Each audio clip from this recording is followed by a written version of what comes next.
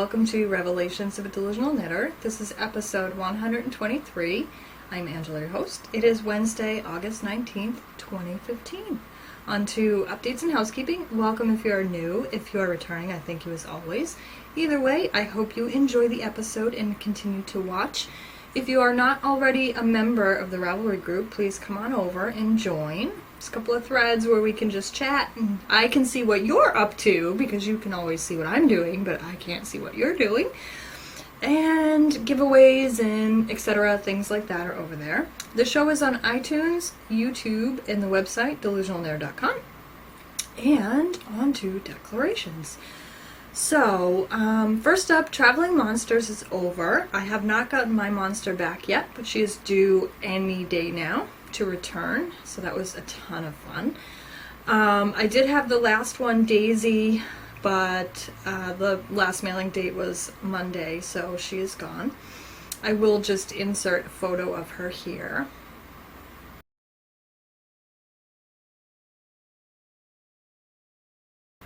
So that was Daisy, and she was super cute. Traveling Monsters was a ton of fun, but I will say the moderators had split the groups up into two, which was fabulous because 20 would have been way too many. 10 was almost too many as well because this started, I believe, the end of March, and it just wrapped up this week. So it's a pretty long time. And initially it was a lot of fun, and I would get a monster and then I would go find something locally to do to get photographs of it. And towards the end, like the last three, I was like, I don't know anymore. Because I don't do a ton. My husband and I are homebodies. We don't go to a ton of things, you know. So yeah, I was running out of ideas, and I'm glad it's done. It was fun, but I am glad it's done, and I don't have to worry about shipping monsters and taking pictures and posting stuff. I would do it again, absolutely. But yeah, I'm glad that I will get my monster back and her little notebook, because most of them, I think there was only one I got that didn't have it, but most of them traveled with the little notebook so that the person that they stayed with could write you some notes and what they did and, you know, blah blah blah, where they went, etc. One person, the last person actually, who's in Massachusetts, not that far from me, maybe an hour away, had a fabulous idea. I didn't even think of this. What she did was she set up her notebook so that it had the 9 visits, because there were 10 of us, but one is your own. So she had the 9 visits laid out in her notebook, and she also had a picture of the United States on there so that you could put a little dot on your state where you were. And I was like, oh, that was such a good idea. Except it was the last monster I got. So, well, plus my notebook would have been gone anyway had I seen it. But if I do Traveling Monsters again, I think I'm going to do something like that, because that was really cool, because then as you flip through the notebook, you could see exactly where they were in relation to the map. So that was pretty cool. Swap. I'm doing a swap. The Knit One Geek 2 podcast I listen to, and I'm actually way behind on it, but they're doing a swap, which was totally reasonable to me because the sign-ups were a couple weeks ago and the mailing deadline is like November or something. So I was like, oh, I can do that. So I'm having fun organizing my stuff for my giftee, who is international, so that should be interesting because it's secret swap, so I'm not going to talk about it a lot. I'll probably show what I'm making, because the requirements were there was a cap of $30. You had to send yarn or fiber, and then whatever other goodies you wanted to. And then you had to make something. And it didn't have to be knit or crocheted. It could be kind of any craft, but you do have to send something that is handmade. So I'll probably show you all that stuff, because my swap-e doesn't know who I am. So, but I don't want to say where this person is from until it's over. So, should be interesting to see where mine comes from. Organizing the stash. I have started to organize my stash because it was really getting out of control. And yeah, it's going well, but it is not something you can do in one day. I have that much. So a couple of times I went downstairs, because it's all in the basement in plastic tubs, and my husband even went down and helped me. So what he was doing, I was organizing things into bins, because they were kind of organized but kind of not. So what I would like to do is have, and I've started doing, and labeling the bins, is I have sweater quantities in one bin, so it doesn't necessarily have to be the same weight. It's just if I have enough yarn, even if it's fingering weight to make a sweater, it's going to go in that bin. And then I have all the single like sock skein ones. Then I have a bin for worsted and leftover bits, because those are what I use for like stuffies and stuff. And then like cotton is all in one bin, like dishcloth cotton and stuff. So it's going well. I'm starting to organize it. And then we have fiber on top of all that. We have all this fiber. So what I ended up doing, because I kept running out of bins and buying more, which just means I kept buying stash, right? So as I'm organizing it all, I kept running out of like an extra bin. I have gone out recently and I think I'm up to like 4 large bins that I have purchased. Like large meaning like 3 feet wide by 2 feet tall, or whatever those are, you know, like the 30 or 40 gallon ones or whatever they're called. So then I was running into problems where while I'm sorting, I don't have an empty bin to assist me in sorting, because it's the basement. I don't want to really put things down on the ground. Even though it's clean, the basement's clean. You know, basements are never really clean. It's still dirty, the floor and stuff. So I ended up going to Walmart and getting this ridiculous bin that like you could put a dead body in. I would fit in it comfortably. Alive or dead. That's how big it is.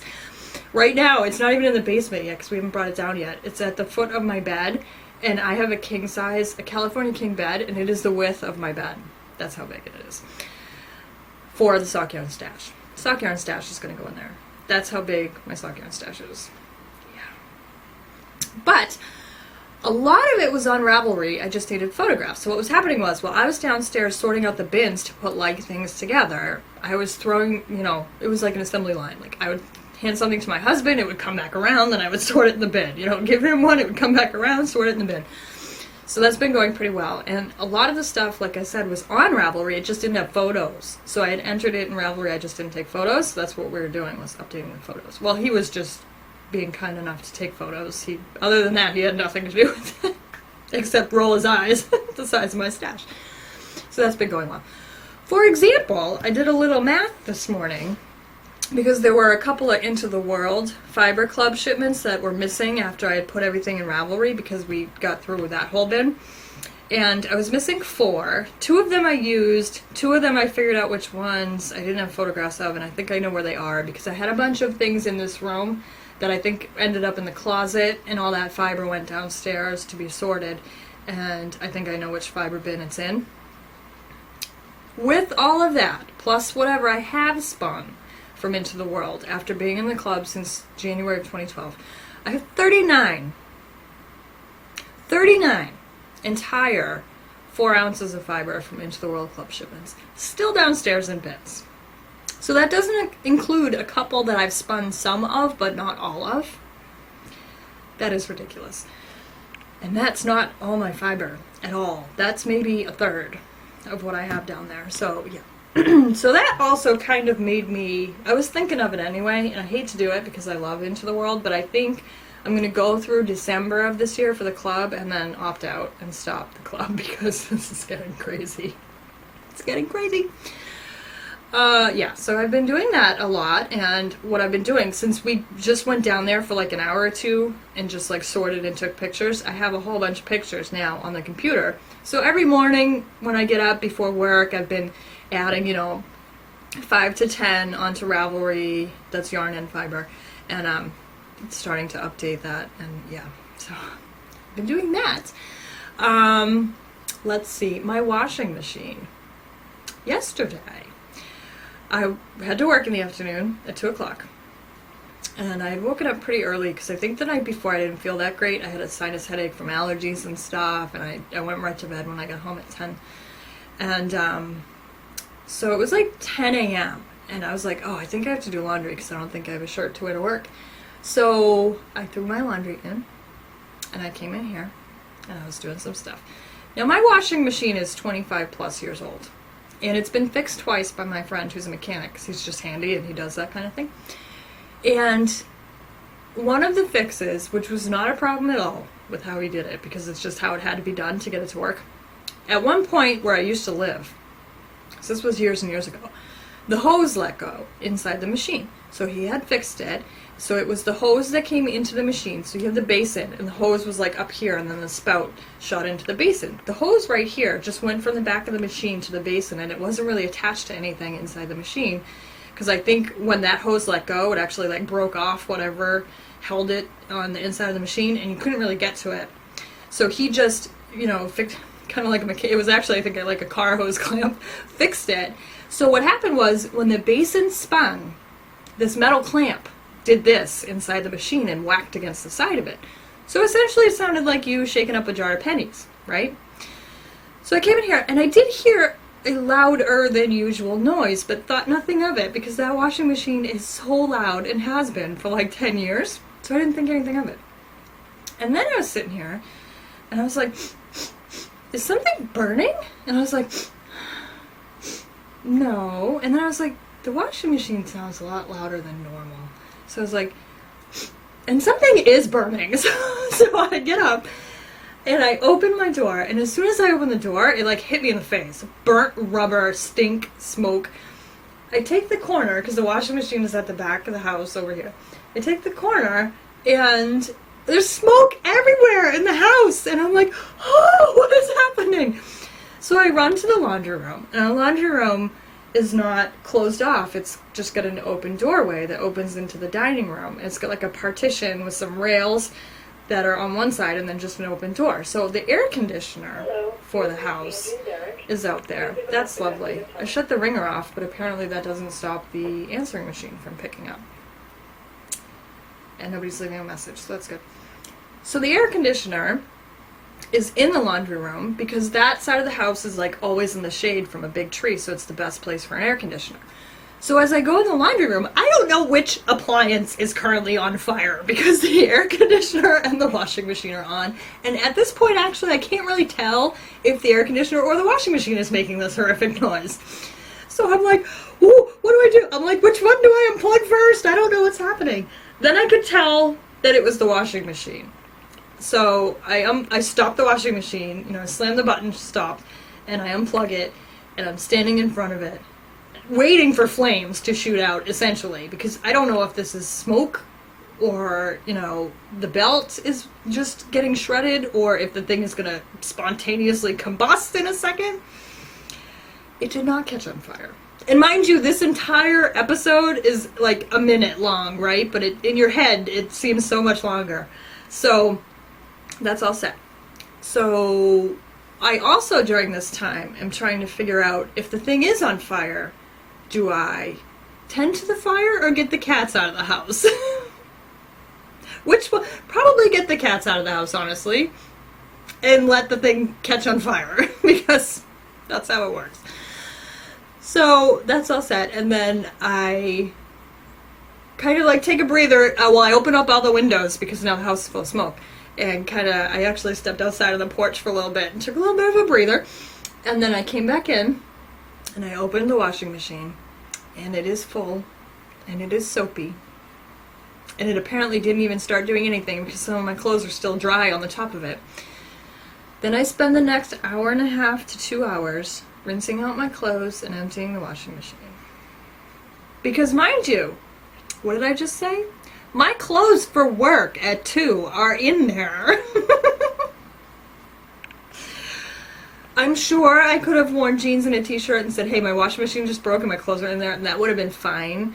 But after the whole episode, and I had to rinse them anyway, so I was like, I'll just rinse out. I rinsed out my work clothes and my like underwear and stuff and some socks and put those in the dryer. And the rest of the stuff I kind of half rinsed and just hung outside, because I was assuming I would just wash them again, because they're kind of soapy. Do you know how hard it is to get laundry detergent out of jeans? It's very difficult, actually, if you're just using a sink. So, yeah, that's how that went. And today I went and ordered a new washing machine that will be delivered on Monday, so that will be all set. I do think I have to go to the laundromat tomorrow, and I don't even think for myself, but I'll bring my clothes. My husband was planning on doing his laundry last night when he got home from work. Not gonna happen. And I have tomorrow off as well. These are my 2 days off, so I will just bring some of his clothes to the laundry and do them for him. Not because I do laundry in the house, I will tell you a story of why I will do this for him. So, I love Peak Gold iced tea, unsweetened, straight up iced tea. And I finally figured out what it was. Chunky's that I go to the cinema pub with my friend, I would always get their iced tea. And like 2 of them during the movie. Like 2 of them during the movie. And I just loved it. And the last time we went, I figured out what brand it was. And I was like, oh, they sell that places. And I would always just get like from a gas station or a convenience store like a 16 ounce. Or I'd get a couple and put them in my fridge. Then I saw the grocery store had like jugs of them. Jugs. So I grabbed one. And they only had one unsweetened on the shelf. They had lemon, they had sweetened, they had green tea, they had something else, but the unsweetened, only one. I went back to the store 3 or 4 times. Not every day. This is over like 2 weeks. And the unsweetened was always empty. When I get home from work, I came in, my husband's sleeping, because I get home at 10 and he gets up early. And I went in the kitchen, and I put my stuff down, and my backpack and my purse and everything, and I looked next to the fridge where we keep, you know, extra sodas and stuff that don't fit in the fridge. There was a big jug of that iced tea. And I was like, oh, I love him. I love him so much. And then I was like, it's kind of sad that it's warm, right? So meanwhile, when I couldn't find this iced tea, I just brought some other brand of plain iced tea, which I didn't like, and I would drink, you know, and not enjoy it. So I was like, well, I still have that whole bottle of that other iced tea in the fridge. Maybe he didn't put it in the fridge because of that, or maybe it wouldn't fit. So I opened the fridge to see if I could finagle this bottle in there. And when I opened the fridge, there was another whole bottle in the fridge. Oh, I was so happy. Cold, chilled, delicious iced tea. That's why that bottle was on the floor, because there was already one in the fridge. That is why I will take his clothes to the laundromat tomorrow. Because those are the kind of things we do for each other. So now he told me what store had it. And he said there were like 5 left. He's like, so I don't know if on your day off tomorrow you want to go buy the other 5. So I went and got the washing machine and did a bunch of other things, other errands and stuff today. And I went there on the way home because it's right up the street. I stopped at the grocery store. There were 2 left.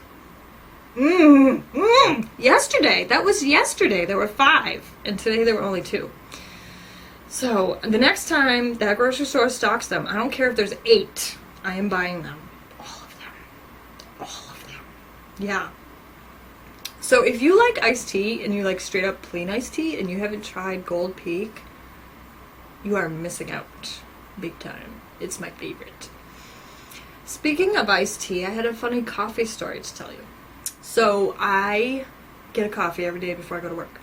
And there's a convenience store with a local coffee shop on the way to work. And it's called Gourmet. I think they're only in Massachusetts. I think they're actually only in this area.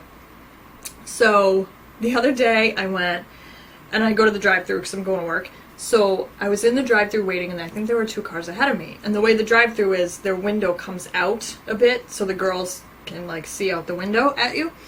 So I was waiting in line, and I saw the girl that I recognized. There's a couple of them that recognize me, and I think it's because they know the officer that I did a ride-along with, and we had stopped there to get coffee. So they had actually seen me like in the end, and plus when I go to work, I have my uniform on with the badge, but I think they're actually familiar with that officer. And so I'm in line waiting, I have my money, and I pull up.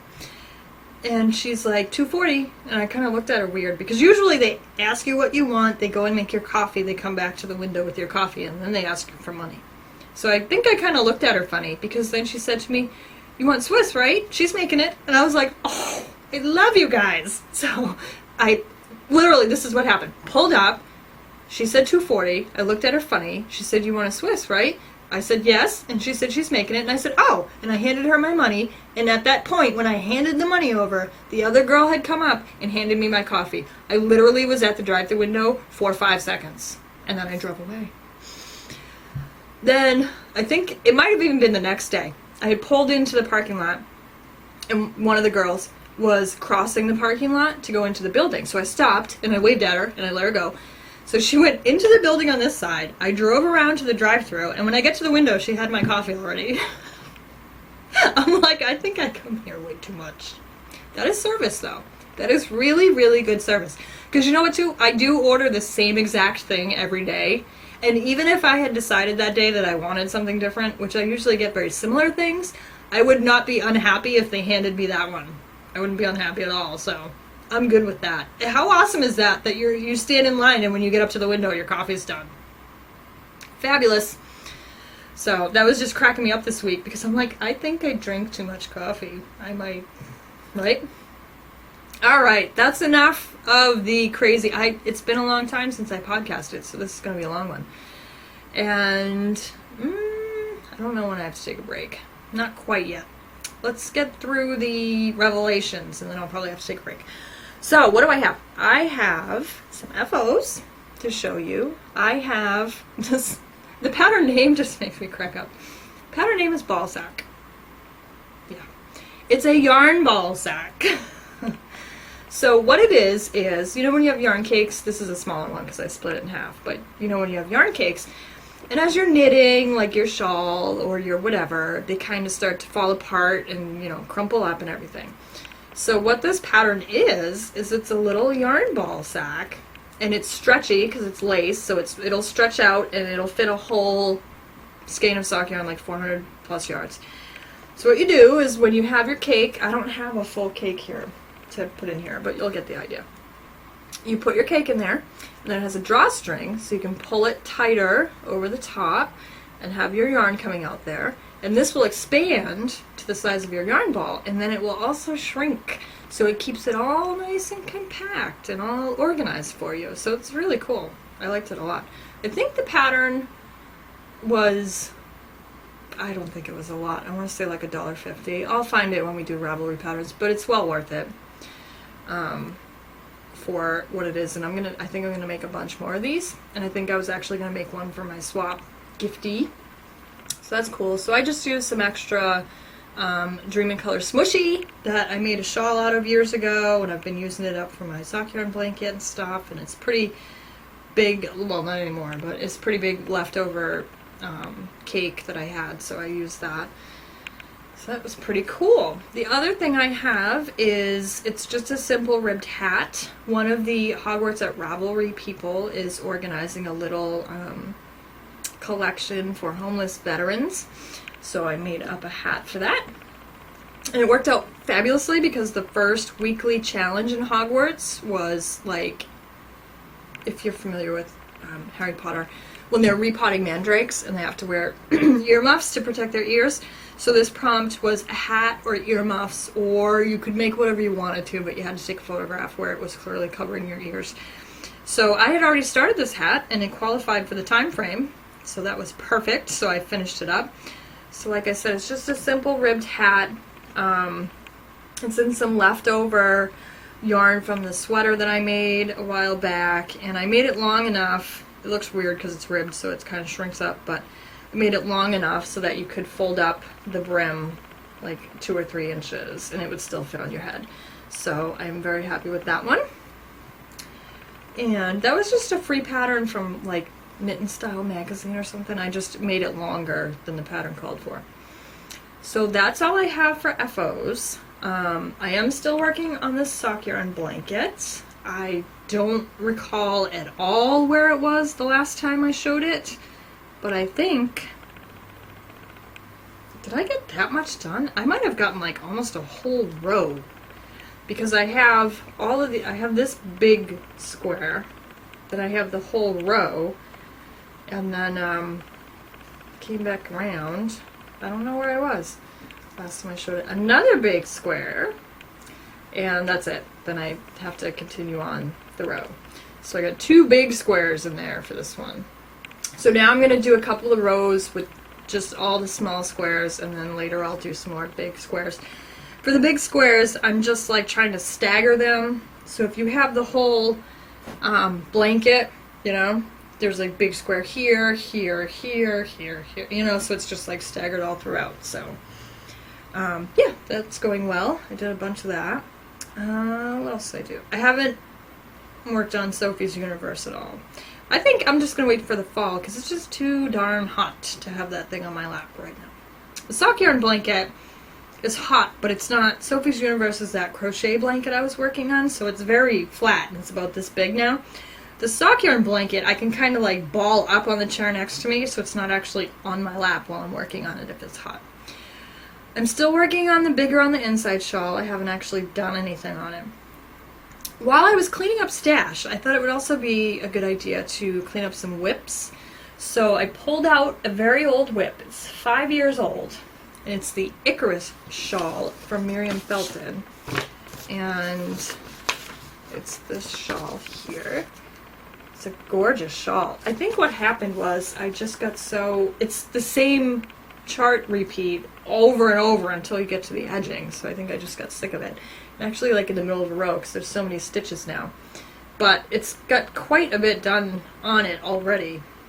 I need to finish up the chart here.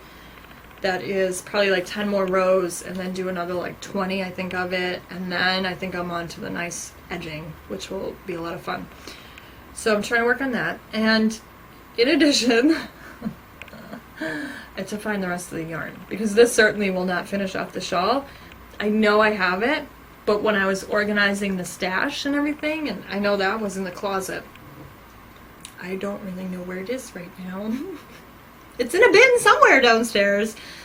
I don't recall seeing it. I know I did, but I did so much swapping, and like I said, I had like a bin that was just like an extra one that we were tossing things in that I could sort, so I really don't know where it ended up. So I have to go find the rest of the yarn for that. I do still have quite a bit to work on before I go find it, but also I know it exists.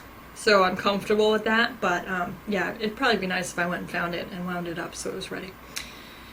And that's it for Revelations. For string theory, for TDF, Tour de Fleece, I was doing the spin along with Mirkwood spindles, and I finished up that yarn. The last podcast episode I showed it on the Turkish spindle. I was plying it, but it's done and washed and it's gorgeous.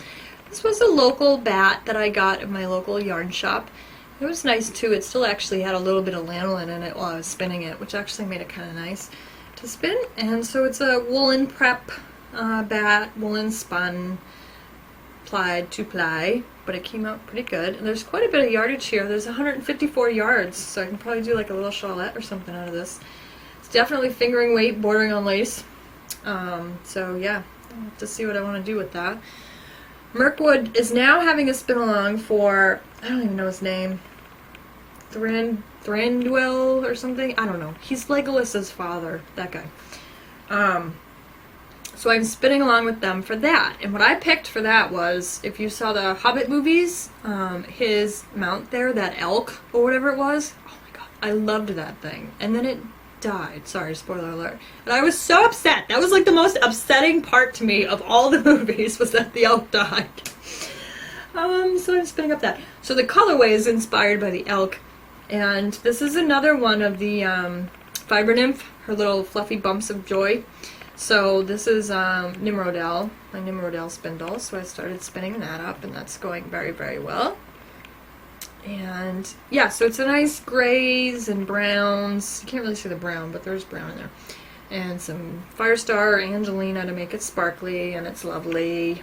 And it's spinning very well.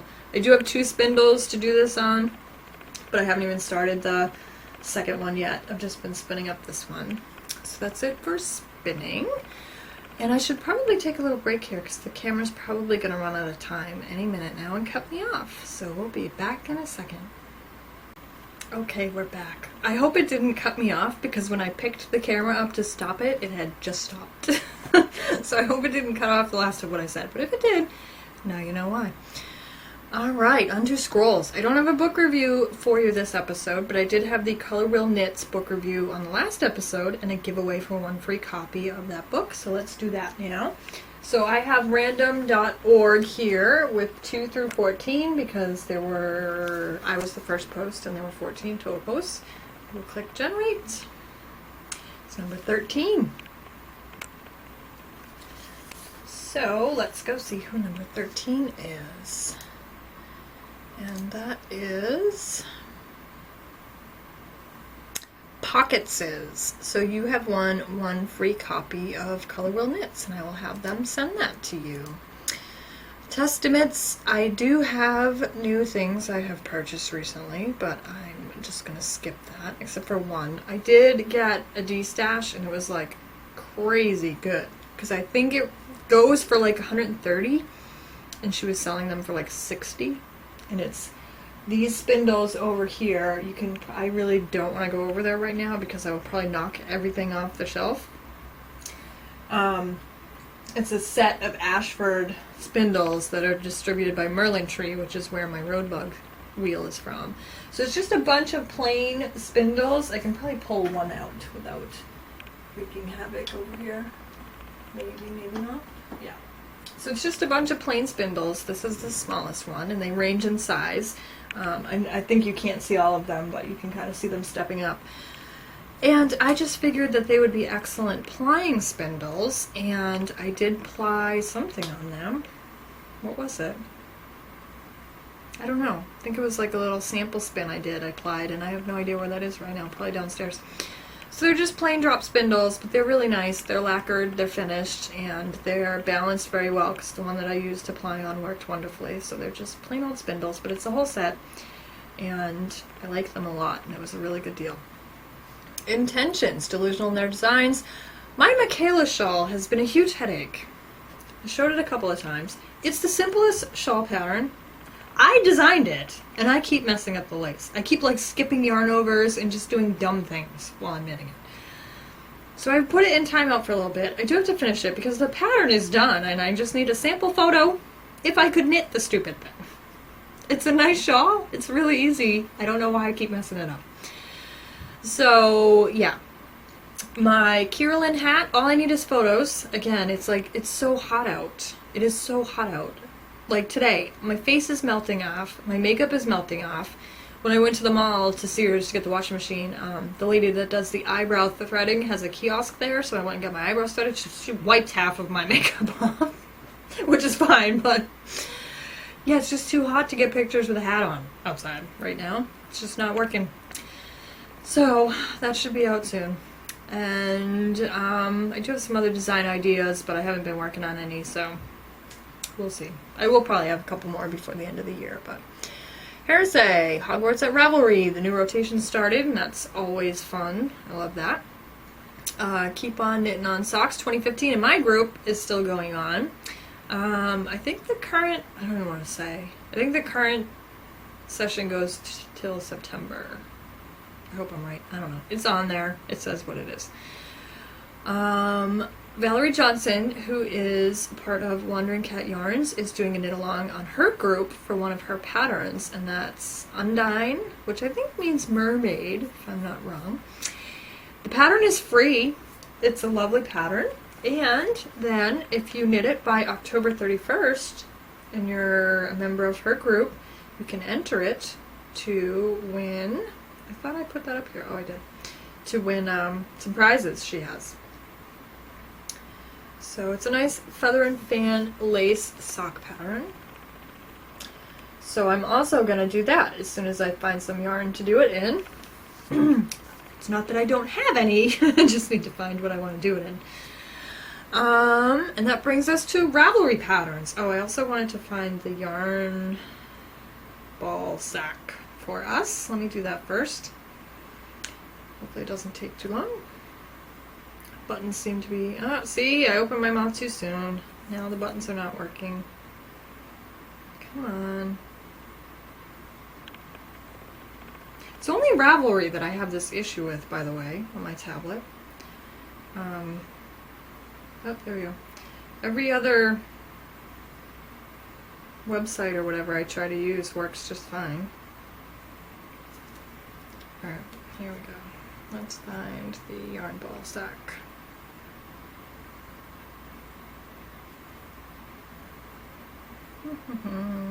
There it is. The lovely picture of the little kitty. Now you can see it with some yarn in it. That's the yarn ball sack. And that is by Jennifer Sugarman, and yeah, it is $150. That's what I thought I said. So it's well worth the $150, so you don't have to figure out. It just gives you all the decreases and the lace and everything. It's definitely worth $150. I would have even paid $3 for it, probably. The other Ravelry patterns I found recently. The first one is the Sunset Cowl by Jess Robel. It's $5.50. It's actually a sweater, but it's got a cowl neck. But the reason I loved it was because it has sleeves with thumb holes, and that's what drew me to it when I first saw. So that's the thumb hole sleeves, and then I'll show you the whole sweater. It's a nice sweater too. And I'm not sure I'm a fan of the cowl necks, but I do like wearing cowls, so it's just kind of part of the sweater. I think it would work fine. I really like that one. The next one is Dashed Lines. That is a shawl pattern. It is $4.43 US, so the original currency is euros. And it takes DK yarn, and it's a really cool shawlette. And you'll see where the Dashed Lines name comes from. That's that one. And then the last one I have to show you is the Maple Leaf Mittens. It's colorwork mittens. Uses fingering weight yarn. It's $4.99, and they're just really cool, especially around here with fall. I like those a lot. I think I might make a pair. I think it would also look good. Here it looks like they, purposely used different colors, but I think you could also get away with a gradient and not having to change the colors, and I think that would look really good as well. So those are your Ravelry patterns for today. And let's see, what else do we have? Delusional Jabber. Like, I haven't done enough of that this episode. I knew this was going to be a long one because it had been so long. Let's see, arts and crafts. I don't think I've done anything else. I haven't done a ton. It's been really hot. I worked a lot recently. I did a swap for somebody so she could pick up her kid from summer camp, so I worked 5 days in a row recently, and within those 5 days, 2 of them I worked 12 hours. I was supposed to work a third day 12 hours because that's just how my overtime for the month worked out, but that day I thought about it the day before because I was just tired already. It had been 3 days. 2 of them I worked 12 hours. I had a headache, like a sinus headache from allergies. And I thought of it the day before, but then by then it was like 9:30 at night, and I was like, because we usually call out overtime. If there's overtime, the way this place works, I think I've said it before, they schedule it out. If you don't want one of them, you can refuse them. But if nobody takes it, then you're stuck with it. But we usually call them out at 6 p.m. the day before. So I thought about it, then it was like 9:30. And then I was leaving in 20 minutes, and I was like, forget it, I'll just do it. So then the next afternoon I came in, and I had asked the other girls, because I'm still kind of new there, I was like, is it too late to call out my overtime? Can I call it out and see if anybody wants it? And they're like, oh no, you can call it out. So I called it out, nobody wanted it. I was down, because it goes by like seniority and how many hours you have. There's cards, you just pick the cards, they're in order, and make the phone calls. And the next person up was there, and she takes a lot of overtime because she likes it, which is fine with me because she's made it, her and another guy have made it so that I haven't had to do any doubles yet because they'll take 4 of my hours out of the 8 overtime hours. So I looked over to her and I was like, hey, do you want my overtime tonight? And she was like, yeah, I'll take it. And I was like, oh, thank you, God. Because she wasn't staying all night. She was leaving at 6. So she left at 6 and then came back at 10 till 2. And I was like, oh, good, because I don't feel good. I want to go home and go to bed. And I did. So that worked out fabulously. But yeah, so I haven't been doing a ton. It has been a while since I recorded, but the fan just blew something up into my eye. Cat hair fiber.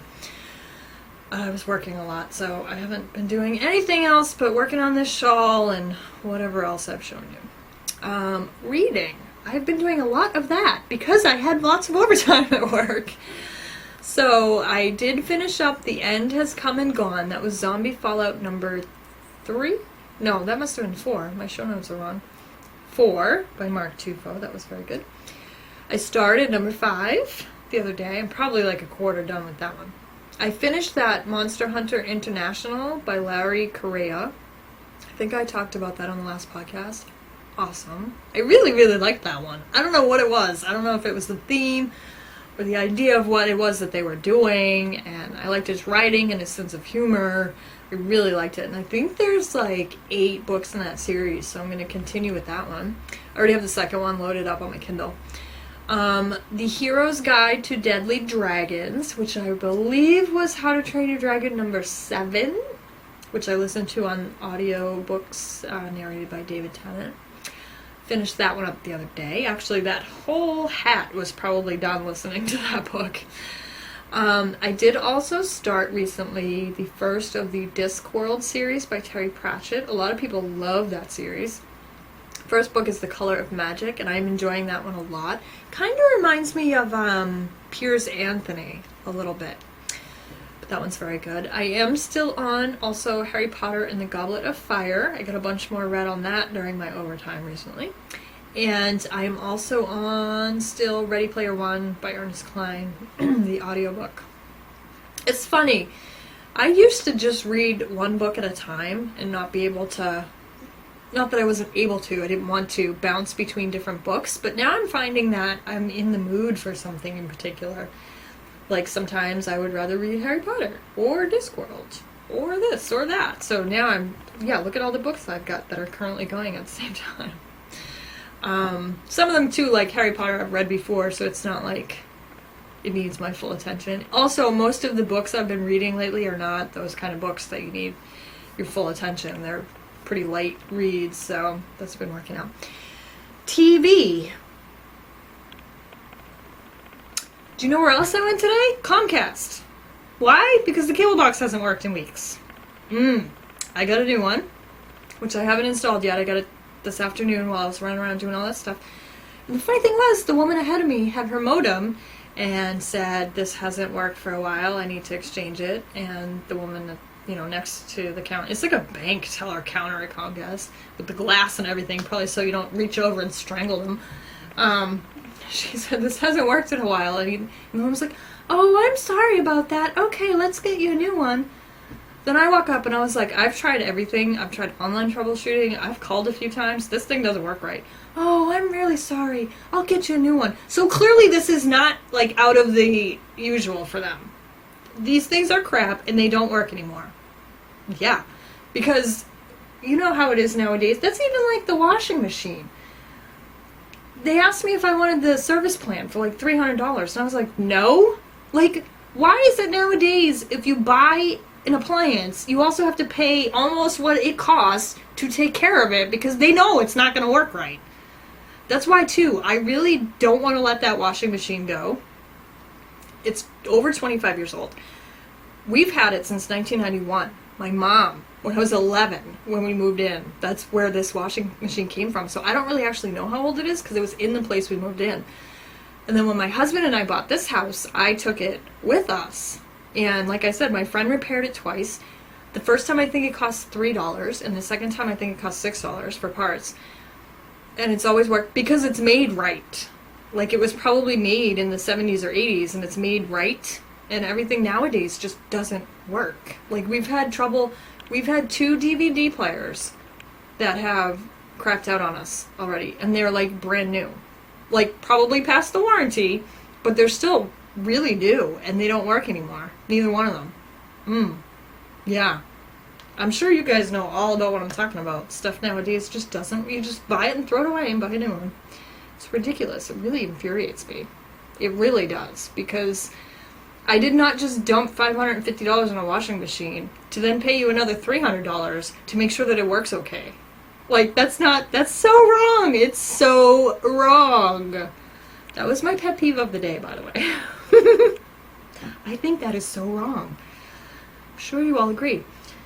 That was a total tirade and a tangent. Sorry about that. But yeah, that just, the whole ride home, I was like, $300 pay you so that your thing works okay. No, I don't think so. I was so beside myself. Oh, some things I get service plans on. That makes sense. My ring, for example. I have a service plan on my ring because if diamonds fall out, they give them back to me. So that's okay. That I understand because it is on my finger. I'm going to bang it around. I'm banging off things all the time. And that's the kind of thing, and their service plan's not unreasonable. For the price of the ring versus the service plan was probably like 10% of the ring. And I've already had them repair it a couple of times.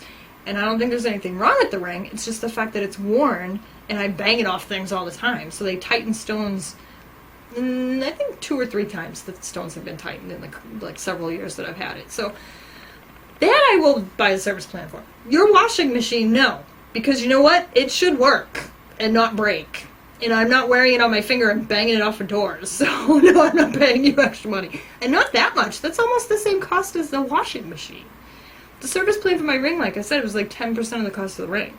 That's nothing. And I've already gotten way beyond that in repairs and cleanings and, you know, whatever else. Because I can go to the mall. Anytime I'm at the mall, I can bring it into the store and they'll clean it. And they do like a really good job cleaning it. So, yeah, no. That irritates me so bad, as you can clearly tell. So I will get off my soapbox now and go hook up my cable box. Oh, that's how that started. Yeah, because my TV hasn't worked in like 6 weeks. And I should probably go hook that up, see if it works. And yeah, that's all my knitting and spinning. And it's really hot. And I've been working a lot. The overtime should calm down a lot now, though, because it's not summer, so there's not a lot of people taking time off anymore.